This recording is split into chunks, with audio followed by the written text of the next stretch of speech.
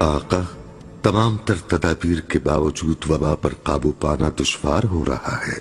مزید کتنے لوگ جان سے گئے؟ افسوس کہ وبا کے سبب جاں بحق ہونے والوں کی تعداد 5000 سے تجاوز کر گئی ہے آقا۔ ہر دن سینکڑوں لوگ وفات پا رہے ہیں اور متاثرہ لوگ بھی ناقابل شمار ہیں۔ ہمیں ہر ممکن اقدامات کرنے ہوں گے۔ اللہ کی رضا سے اس بیماری کو شکست دینی ہوگی۔ آقا، وینیدک کے سفیر کو شرف ملاقات بخشنا چاہتا ہوں، اگر آپ کی اجازت ہو تو۔ آپ کو تو معلوم ہی ہے، منتظر ہے وہ کافی عرصے سے۔ ملاقات کرو، دیکھتے ہیں اس کی پیشکش کیا ہے۔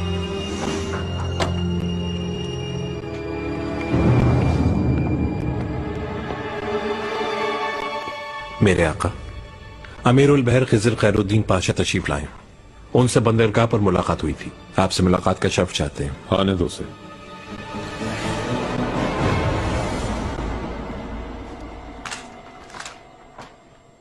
آقا،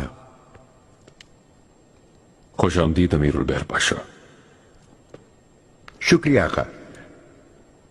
سب سے پہلے ایاز پاشا کی وفات پر آپ کی خدمت میں تعزیت پیش کرتا ہوں۔ اللہ انہیں جنت نصیب کرے۔ آمین۔ لطفو پاشا، آپ کو مبارک ہو۔ فرض کو ذمہ داری سے نبھائیں گے آپ انشاءاللہ۔ انشاءاللہ۔ منیسا سے کیا خبر لائے ہو امیر البحر پاشا؟ شہزادے مصطفیٰ محترم نے عظیم بادشاہ کے لیے سلام و احترام بھیجا ہے آقا۔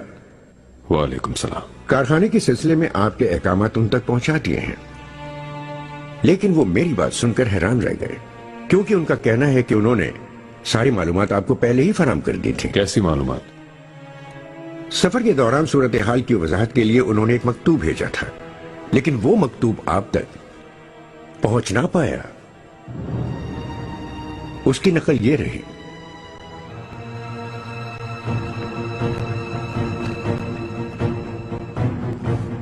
شہزادے نے بذات خود لالا کی دفتر میں نقل کروایا تھا اس مکتوب کو۔ میں نے ان سے بھی ملاقات کی ہے۔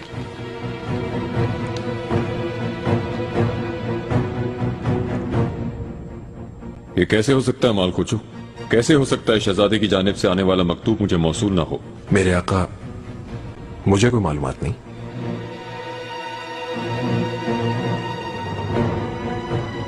سفر کے دوران جتنے بھی قاصد موجود تھے پوچھ گچھ کی جائے، یہ مکتوب مجھ تک کیسے نہیں پہنچ سکا؟ جو حکم میرے آقا۔ تم کہتے رہو پاشا، اچانک کیسے ہو گیا اسے بحری بیڑا بنانے کا شوق؟ جی عرض کرتا ہوں۔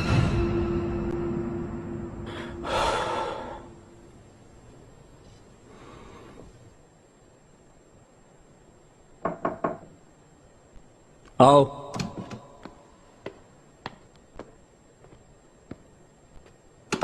شہزادی خضر خیر الدین پاشا پایہ تخت پہنچ گئے ہیں، ہفتے بھر میں ان کی جانب سے خبر مل جائے گی۔ تم لرزہ براندام لگ رہے ہو تشی علی، لگتا ہے تمہیں کسی بری خبر کا اندیشہ ہے۔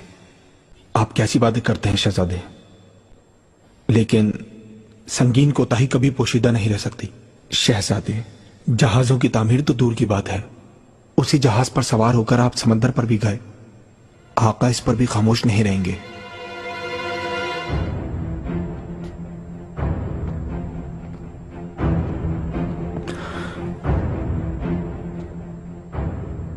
اگر کسی دن مجھے تخت پر بیٹھنا نصیب ہوا تو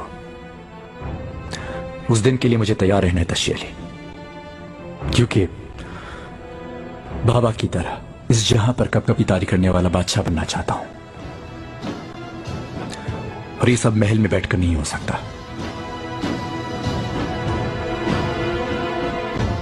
شہزادی کی نیت یہ نہیں تھی کہ اپنے لیے کوئی جہاز بنائے، سلطنت عالیہ کے مفاد اور حفاظت کی خاطر انہوں نے اس کی ضرورت محسوس کی۔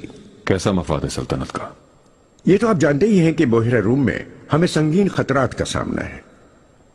ہماری 3 محاذوں پر جنگ کے باعث ہمارے مسائل میں کافی اضافہ ہو چکا ہے۔ شہزادے نے کارخانہ دوبارہ فعال کر کے ایک جانب وہاں کے قزاقوں کی بے کنی کی اور دوسری جانب کفار کی ہند و عجم کے علاقوں میں آمد و رفت ختم کرنی چاہیے۔ اصل میں دیکھا جائے تو یہ کافی دانشمندانہ فیصلہ ہے آقا۔ جوان عمری میں اس طرح کی سوچ یقیناً قابل تعریف ہے۔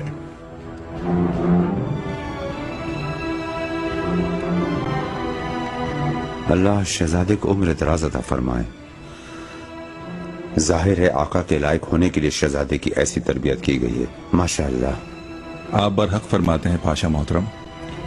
شہزادے کی کم عمری سب پر آیا ہے آقا، اصولوں کی روح سے بالکل، لیکن وقت کے ساتھ تجربہ حاصل کریں گے اور ہمیشہ ہمارے بادشاہ کا سر فخر سے بلند کریں گے. اس کے علاوہ اور کیا کہنا چاہتے ہو امیر البحر پاشا؟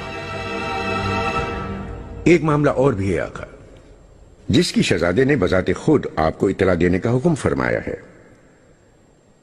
کافی عرصے سے ہم سمندر پر قزاقوں کا تعاقب کر رہے تھے.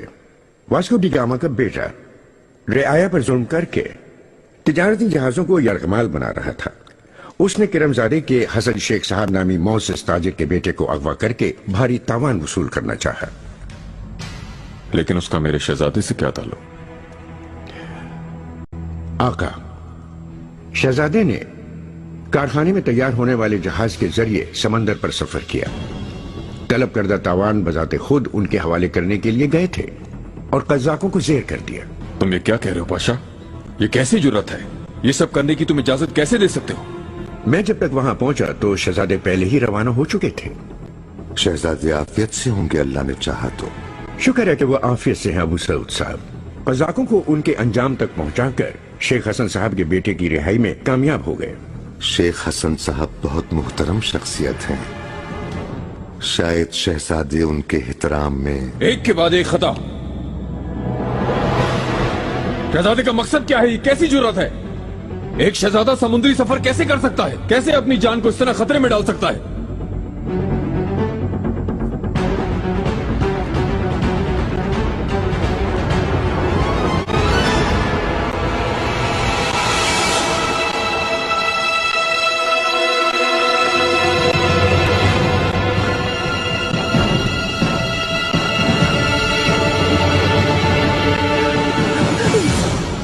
خیریت ہے سنبل؟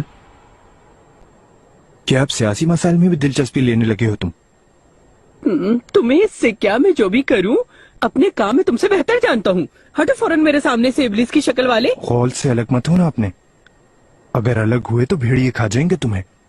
اوہ، تم سے زیادہ خوفناک بھیڑیا کون ہوگا؟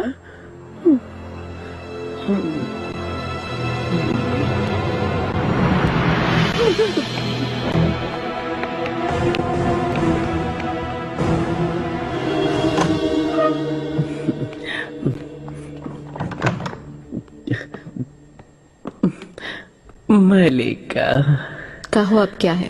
ملکہ، خضر خیر الدین پاشا آئے ہیں. دیوان میں آقا کے حضور پیش ہوئے اور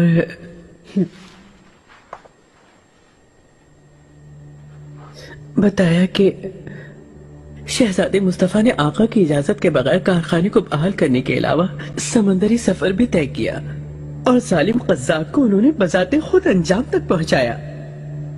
کیا تمہیں یقین ہے اس بات کا؟ قسم سے اپنے گناہگار کانوں سے سن کر آ رہا ہوں. ہاں، وہ تو مرجان نام کا ابلیس اچانک وہاں آ گیا. لگتا ہے اس کے سر کے پیچھے بھی آنکھیں لگی ہوئی ہیں، ہر جگہ پہنچ جاتا ہے. سنبل اس کی کوئی بات نہ کرو تم. یہ بتاؤ آقا نے کیا کہا؟ یکایک وہ جلال میں آ گئے. لگ رہا تھا زمین اپنی جگہ سے ہل جائے گی، لیکن تمام پاشاؤں نے شہزادہ محترم کی حمایت کی. ہاں، دربار پر ان کا قبضہ ہے. وہ اپنی مرضی سے اپنا حکم چلا رہے ہیں. یہاں اس کا کوئی حل ڈھونڈنا ہوگا ہمیں سنبل آقا.